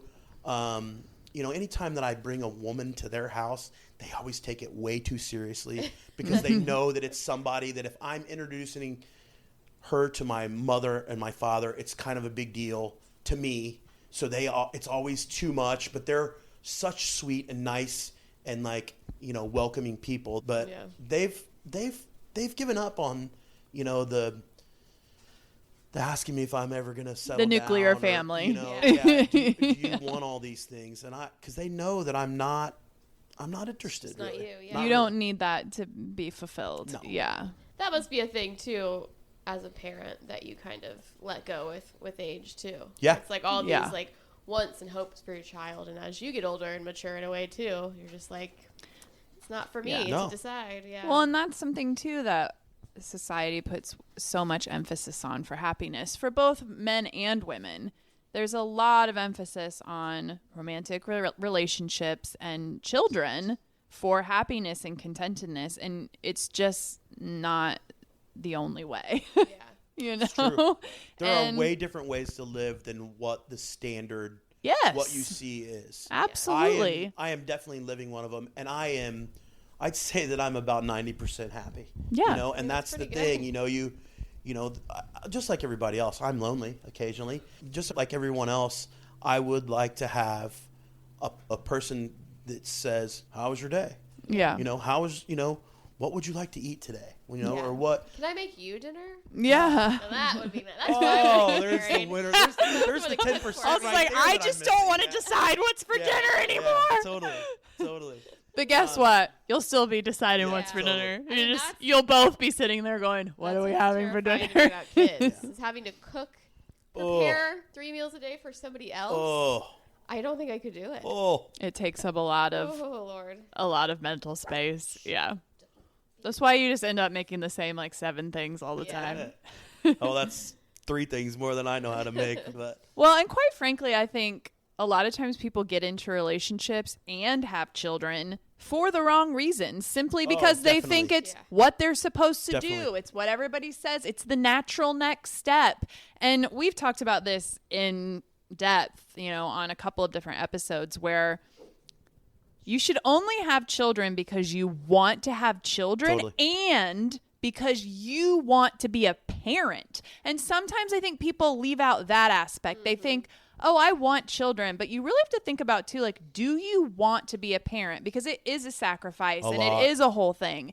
And so, I think something that we talk about is that we need to start to shift that narrative of long-term relationship or a marriage with another person and children is not the only path to happiness, contentedness, and fulfillment. Totally. Yeah. And you can design your life any way you want. Yeah. And you shouldn't feel bad for somebody because they don't have. Now, if somebody really wants something yet, there are people that want to have children and can't. Sure, different situations like that. But yeah, this whole feeling sorry for people, which is something that women get more than men. Oh, nobody chose her. Nobody wanted to marry her, because we talk about that too with the whole relationship and marriage thing. There's this idea that we are chosen. Men do the asking, men present the ring, and this opportunity for us to marry them. That's another part of why we have this issue with self-worth is we have to be chosen too. Not only do we have to attract the man, but then he's got to choose us. Even this day and age, how many women are proposing? Almost none. It's crazy. None of them have ever asked me. That's right. So yeah, it's just an interesting. Well, there's also this. I think the stigma that if you had a 50-year-old woman in this spot that I'm actually sitting in and firing the same questions, I think that there would be people thinking, well, what's wrong with her? Exactly. You know, why doesn't anybody want to marry her? Why hasn't she been picked? Or Yes. why hasn't she been... It's you know, why and hasn't she been picked? With you, people might be wondering, well, why didn't he decide to get married? Yeah. But with women, it's like, oh, well, yeah, what's wrong with her that nobody wanted to marry her? That's the difference. Yeah, some people just don't wanna. Right. You know, some people don't want another person in their space all the time. Yeah. You know? I don't know that I'm anti a person in my space all the time. I just don't have to have it for it to validate my life. Yeah. Yes. Amen. That's how I feel. And I've always, especially kids, marriage, I could definitely see, or just like, you know, a partner in life. Totally. But I've always been thinking, or I have been thinking lately, like, when I'm 60, I'll probably decide. Yeah. I'm ready for kids. I'm ready to settle down. Yeah. I'm finally 60. I finally made a decision about what I'm going to do with the rest of my life. I went to a wedding when I was, I don't know, I was probably 21 or 22, and it was my best friend's mom's 5th marriage, maybe, and it was at the Fourth Chance Wedding Chapel, and I thought, all right, this one is the one, you know. I like it, yeah. This one sticks. This is the one that wins, you know. Like, this woman's 60 years old, and she's, you know, this is the final, you know, and they're still married, which is great, you know, after, you know, 30 some odd years. But you know, it's like, yeah, maybe, you know, maybe the timeline for things is screwed up. You know, maybe you're not supposed to meet the person you're supposed to be with for the rest of your life when you're 23 years old. Yeah. You know, I mean, I hate to say that, but you know, the number one cause of divorce is marriage. So, you know, it's like, I mean, maybe you do have to wait until you're in your late 40s or 50s or even 60s to realize that you want to be with another person or share a life with another person. It's definitely that way for me. Yeah. You know, like I'm always more receptive to it now than when I was younger and I just was stupid, you know, just screwing around and doing nothing.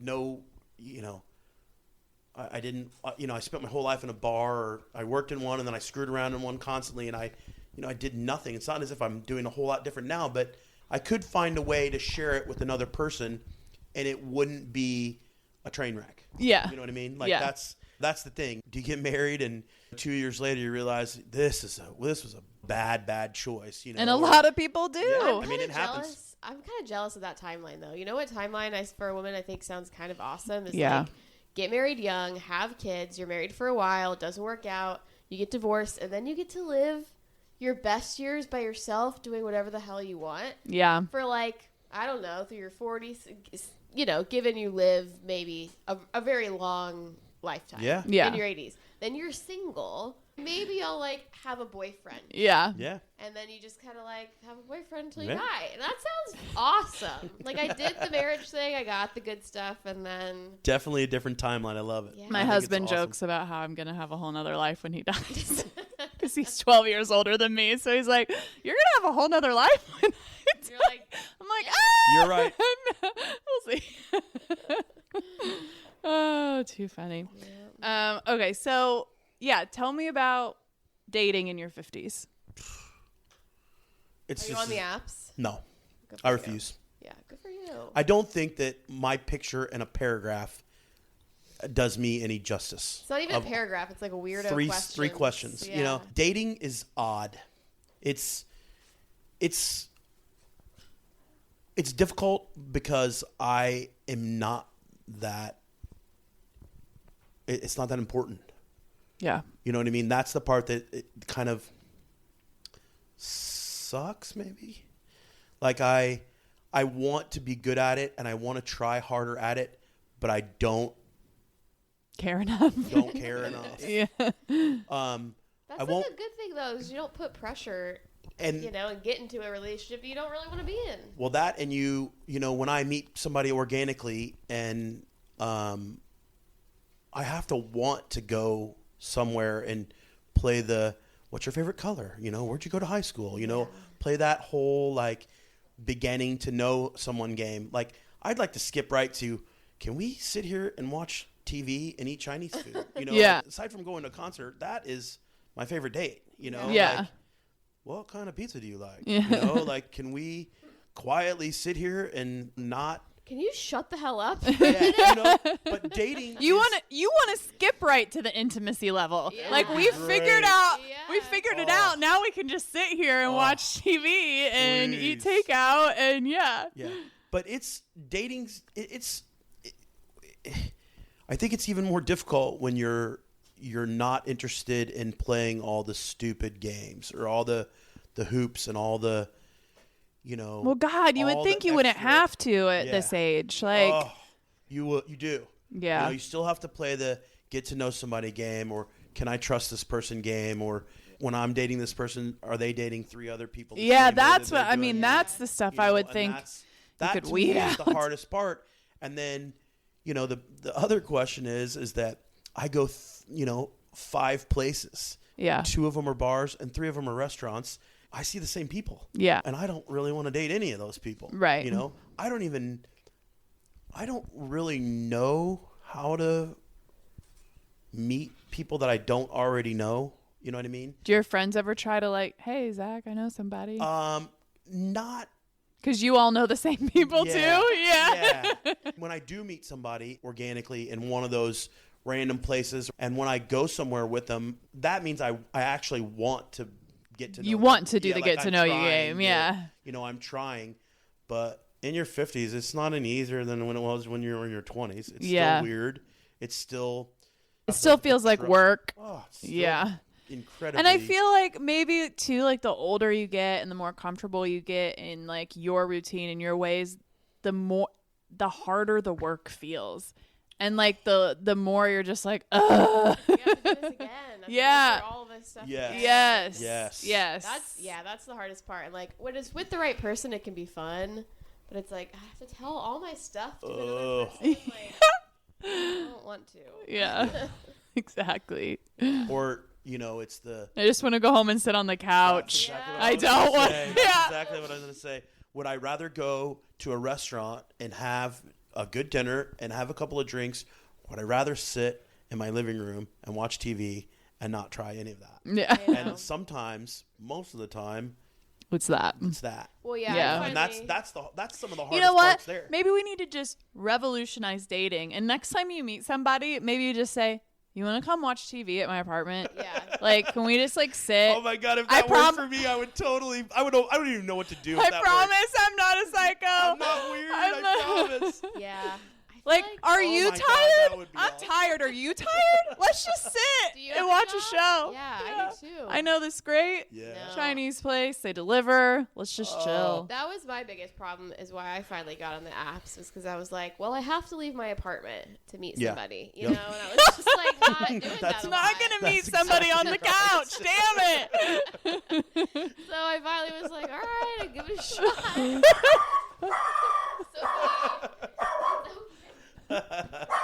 I have to leave my apartment. That's awesome. You let me know when you get that dating app on. Come to my couch, dude. You let me know when when you're ready to start that business idea. You let me know, dude. I will be the first. Let's just start the app. Couch surfing. I was gonna say that. Shh, Sunny, shut up. You're okay. No, dating's weird. I think dating's always going to be weird.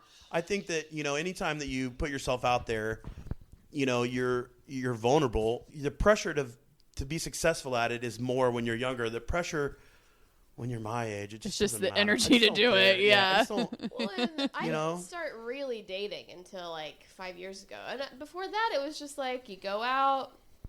Yep. Mostly to a bar, to a show. Yep. You'd meet somebody. Yep. You hang out with them again at a bar or show. Yep. And there wasn't any like, hey, let's get to know each other. No. It was just like, we have friends in common. We like to hang out the same Because you're way. in the mix. Yeah. When you're in your 20s and early 30s, like you're in the mix already. Yeah. Right. And when you get to our age and you have your routine and you have your whole life, you have to put yourself in the mix. And like meeting So, strangers. yeah. It is really, when you think too hard about it, dating is insane. Somebody's going to find a complete stranger. Totally. And then just tell them everything kinda about me, creepy and when then you we're think going to about it. possibly Yeah. live together? Like, what? I know nothing about. I'm just going to learn That's all I everything need. about Thanks, you. and, thanks for like, the setback. And now that's what I'm going to think about next time I'm trying that whole. Yeah, sorry. You know, at what's your least you favorite don't have color? to worry. At least you don't have to worry about getting murdered, That's because true. we have That's to factor true. that Yeah, in too. that's Like, true. That's true. not only do I have to go and meet this complete stranger and get to know him, I also have to actively try not to get murdered. Yeah. Yeah. Is he a murderer? Which is why couch surfing has some Would be issues great. we'd have to work Yeah. out, because There are some there's some murder couches Yeah, out we- there. there's some glitches for sure. Pretty strict parameters in the old app. I Right. did see, though, I thought this was interesting, that I don't know if it was Tinder or Hinge or one of the dating apps launched the double date, Oh. where you can connect your profile to your friend's profile and it matches 2 at a time. So like So what, you, you're that's both fun. awkward as so hell together. yeah, on the so like date? you and I could attach Oh, our profiles God. and we would match to 2 guy friends who And had we'd all their have to go profiles together. attached, and we Oh. go on a double date together. Oh, wow. That could be really great or really horrible. I was Yeah. gonna say I'm thinking could really go. horrible. I don't know. It would be, I Oh. think it'd be fun, though. At least you'd have your... You have a your- buffer, yeah. Sure, that's there true. with you. Yeah. Where you could just Here's be like, another "We thing just about ditch dating in these your losers." 50s. I'd like to be pretty comfy sweatpants by about 9 o'clock. So that Oh God, means, I'm you know, 7:30. I mean, so we're talking about, you know, A 5 o'clock dinner. Can we have dinner at 5:30? Yeah, You no, know, like, we're the same I mean, way. is there anything wrong with, you know, can we have a drink at 4:30 or 5 and then dinner, and then, you know, if it goes well, maybe we go past that, but maybe I'm at home by 8:30. Yeah, you know, no, I like, hear that 100%. Yeah. that's another thing, you know. It's like, Geisha house, 9 o'clock. Can we make it 6? I like to keep it early. Yeah. Oh, my goodness. No, I'm definitely a 5 p.m. dinner person now. Like, yeah. Early bird special. Yeah, when we go out. I'm just tired. Yeah. You know? I'm tired when I'm I'm, tired. you know, like when my day's over, I've had My enough. day is My over. day's over, Yeah. you know. Yeah. So then, you know, you come home from work and then you have to think about, okay, Going I'm going to back shower. out. I'm going to put my clothes back on. Oh my God. I know. The You're thought kidding of me, having dude. to leave the Yeah. house once you've come home. I always felt like that when I Especially worked your at the comfies are bank. looking right at you too, and you're just Yes. like, ooh, look Oh, at man, those. yeah. And My don't favorite you dare Nike sit yeah. down on the couch. No. Oh, no, it's No, curtains. it's That's done. Yeah, you're over. I always You're told done. people, like, if you want to do something, it has to be right after work, because I Totally. have to go straight from work, because if Totally. I go home, I am not leaving again. Yeah. It's tough. Yeah. No. Heard. Yeah. All right. Should we get into gripes and gripes? Yeah, let's do it. All right. Love hearing other people's Oh, gripes shoot. and gripes. Fine. Okay. You guys go. 'cause I Okay, gotta I'll look get my- it started. So we do gripes first, so we could end on a high note Okay. with the grape. I always get them backwards. Okay, my gripe every time. It's backwards. It's just a little fun thing I do. Keep it interesting. Okay, my gripe goes out to a specific person that I ran into today. Ooh, a personal I gripe. had another one, and I was like, this guy, he's gonna be my gripe today. That's how peeved I was. I was coming out of the grocery store, the Kroger up here, and this guy comes up. I'm walking out of the sliding glass door, and he comes up with his cart like he's gonna push it inside with the rest of the carts in the breezeway right inside the sliding door. But he stops. He goes up the little half ramp right up to the door, stops pushing the cart, leaves it right there. In Not front of in the front door? of the door, but like right to the side, but not inside of it. And we make direct eye contact because then he lets go. He looks at me and he walks into the car that's double parked right in front of the Kroger and gets in. And I was like, "Are you kidding me, bro? You're gonna leave that? You're not gonna push it 5 more feet inside. Ugh. You're gonna leave it right And he's there." double parked. Ugh. And He he's double could parked. not be bothered. There were Ugh. 6 cars behind him, and he was just like, he looked at me too, like, I'm doing this. He knew you clocked it. I Yeah. was like, and in my mind, I said, "You're really gonna leave that cart there, aren't you?" I don't mean physical violence on anybody, but that dude needs a good popping. Straight to jail. Yeah. 1 day in jail. I think that earns you. I agree. Ugh. you know what really irks me about it is he probably thought he was being a really good guy, bringing the cart all the way up, all the way to nowhere, right outside the door, to right where it absolutely does no. Where was he bringing the cart from? If he was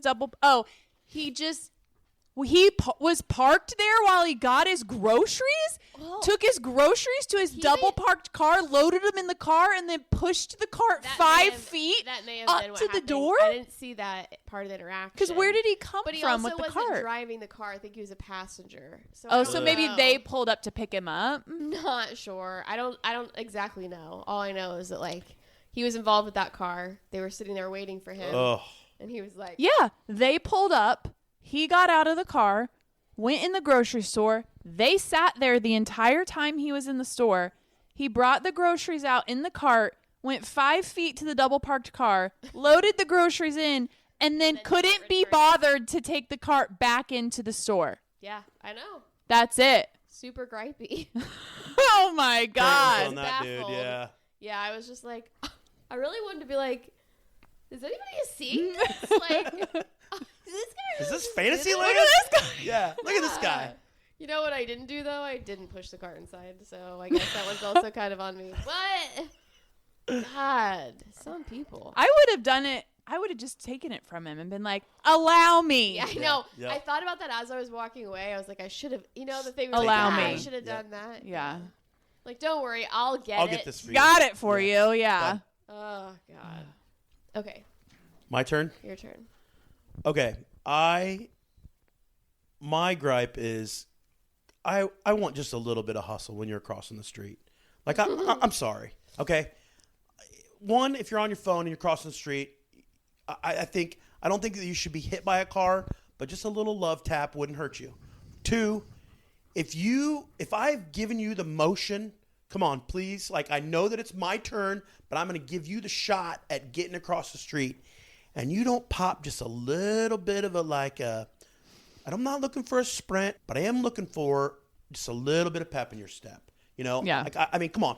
Like, I just gave you a shot to walk across the street, and you literally are on your phone crawling across the street at the slowest pace on the planet, realizing that you have no interest in the fact that I just gave you a courtesy. Right. And you're... Yeah. And this is how you do me? And this is it? You know, like... You can't even do the fake.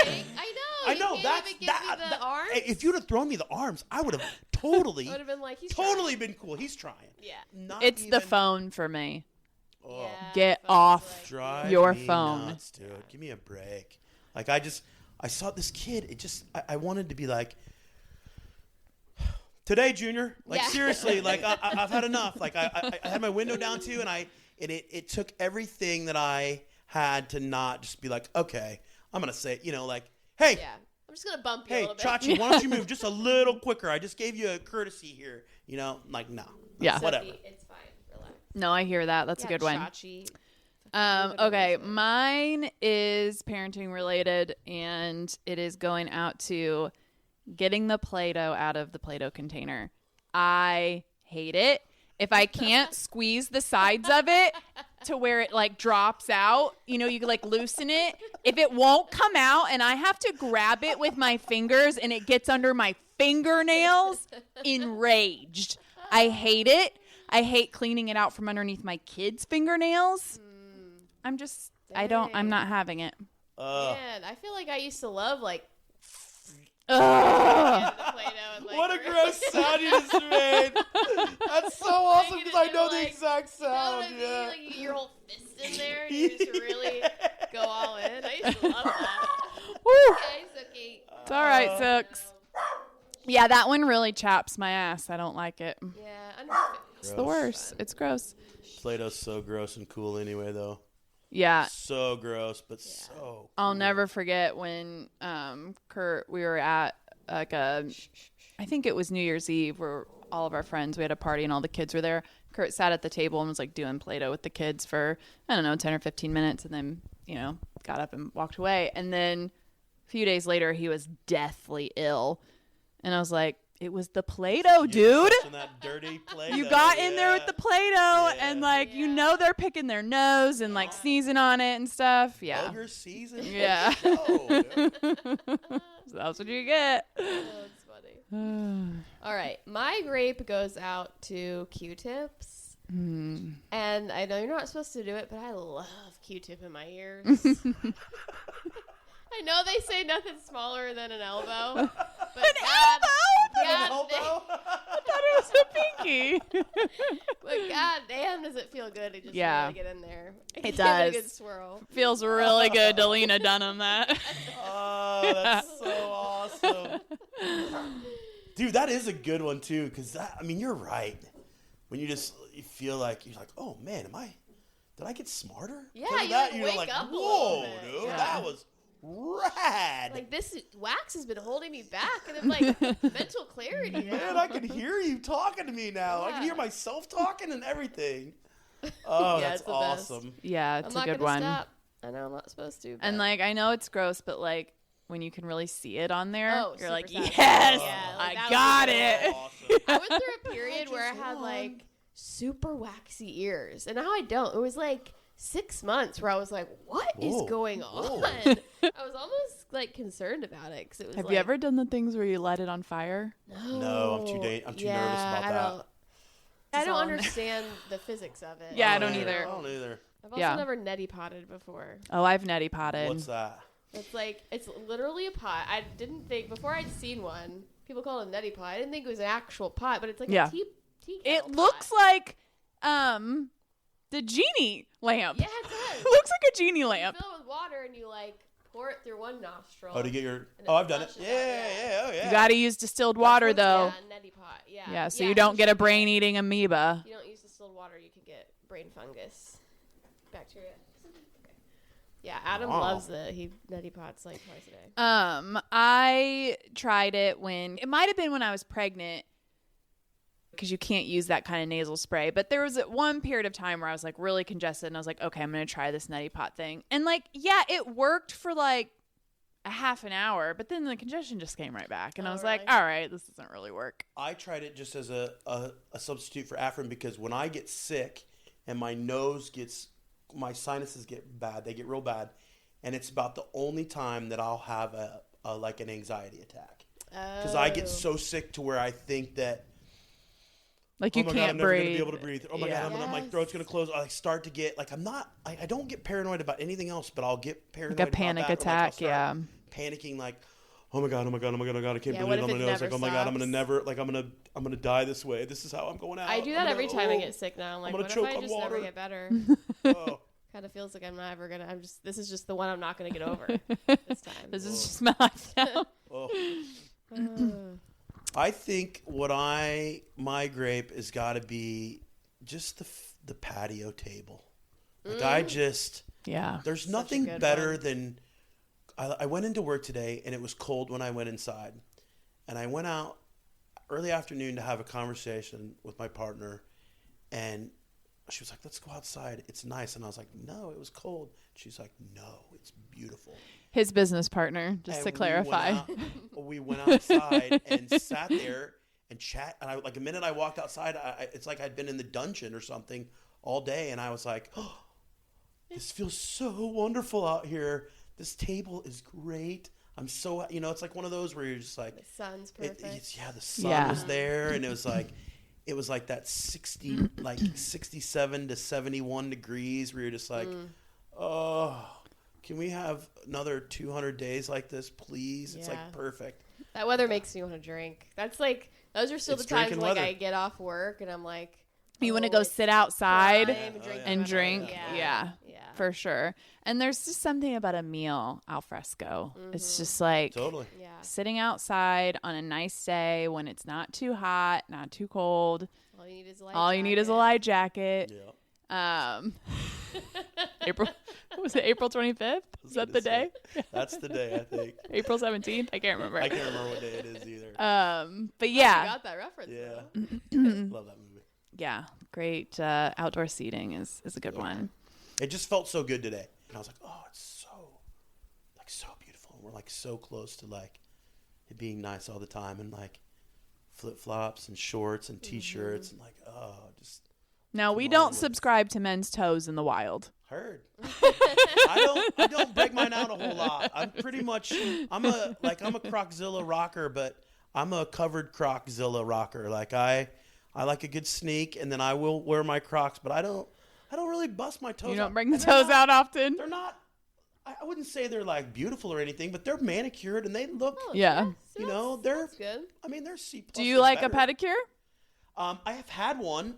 I think that it's a little bit too much money for me. Yeah. For what it is. You know, for what it is. The manicure part I like. I think it's also a little bit too much money. But my mom is a fan of both, and she's taken me a couple times for each, and it's kind of lovely. It is nice, isn't I mean, It's just really, you're just like, whoa, this is. It's a treat. This is It I was like, this is what the If I didn't have to pay you, I the could really get muckety. used to it. Yeah. This is what the muckety mucks do, man. This is great. My grape is going to my new Smart Fitness watch. I'm really enjoying being able to track all of my steps. Before, I was trying to use my phone, and I just am not the person that has my phone on me all the time. I like set it down somewhere, and I forget about it, and I forget where it is, and like I was trying to be better this year about getting more steps in and being mindful about walking at least 30 minutes a day. And I wanted to be outside and just like walking in nature. And so I finally broke down, got a smartwatch, and I was pleasantly surprised at how many steps I'm getting. It's actually a lot more than I thought it was. And I'm just really enjoying That's awesome. having the watch. So there you go. It's just a cheapie off Amazon, but Sweet. If it does the job, it does the job. it does the job. That's what I always say. If it does the job, it does the job. You've heard it here first. Something like that. Well, All right. thank you for being here. Yeah, this this was was fun. awesome. Yeah. Thanks so much for coming I enjoyed on. it very much. I Thank hope you. you did, Anytime yeah. I get the chance to be wound up and talk, Talk some shit. I love hearing my about- own voice. You know I do. So yeah. Well, it's nice you know. to hear your perspective on things. It Yeah, really is. it's nice to absolutely. give a perspective on things. I realize that men and women are different, but I don't think all that different all the time. You know, there's a lot of similarities, and like I said, it's nice to just chat. Yeah. Have something. This was something I looked forward to because it is, like I said, it is like I told you guys. I think it's a great, a breakup of, your day, your week. Yeah. Something to look forward to. It's something we both look forward to, and and we were glad that you were looking forward to it. I think it's awesome. I think it's pretty awesome what you guys are doing. Thank you. We appreciate that. Yeah. I would love to be invited back anytime that you need a male Yes. perspective. Oh, you'll be invited back. I would Absolutely. I'd love another shot at some other topics. Yeah. Having a little study guide was kind of nice. I looked over it. I let some of the women at work look over it. I was like, make it to me. I don't, help me out. Just be normal. Don't Be don't yourself. a weirdo. Yeah. Be yourself. Yeah. Be and they're like, you're gonna do just fine. You're just nervous on the fact that you're gonna be asked questions. Some of them you might not have any answers for. And that's okay. Yeah, we're always working our answers and our thoughts out in real time on the podcast. That's what we do. We never have any answers either. It's Yeah. really just us being like, I don't know what I think. Well, All right. awesome. Well, Whackers, thanks for listening, and we'll see you next time. Bye-bye. Bye. Cheers.